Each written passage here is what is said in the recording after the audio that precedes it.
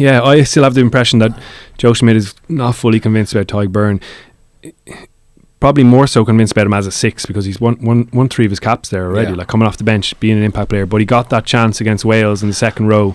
It probably didn't go his way, and it was a bad day for Ireland in general, but he got 1 turnover, I think, and that was his big moment. But those physical exchanges as a lock, maybe those aren't his real strengths. You know, he's more mobile, more agile, has a lovely set of hands, and can jackal obviously better than pretty much anyone in the Northern Hemisphere, and that's just such a massive skill set to leave out.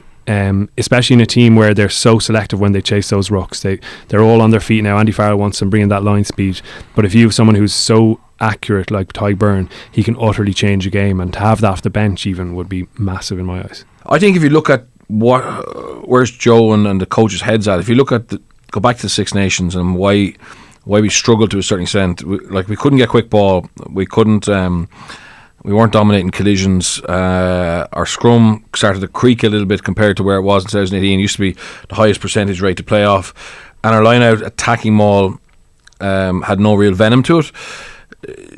Jean Kleyn just kind of suddenly then goes up in value. You know what I mean? Because obviously he's not the big ball carrier that I don't know what was expected of him Saturday. I thought he did really well. He did exactly what he does incredibly well, and you know what the value he brings in is gives your scrum ballast. He's good in the set piece, maul situation, defence and attack, and he makes your ruck ball quicker because of his clear outs, and gives you more depth in your rucks, so attacking rucks. So he makes the defensive line have to go back a little bit further. So that's because, like, if Ireland had continued being dominant in those areas into the Six Nations, I don't think Jean Kleyn's case is as strong, but I think that's why he started that game. He ended up playing 80. He only went off for a little while with a blood injury, but that's why the coaches are pushing his case. So he's going, like, if we're honest, Jean Kleyn is going. Well, if you read the signs, like the tea leaves say he's going. Yeah, he is. There's a push. There's a PR drive behind him.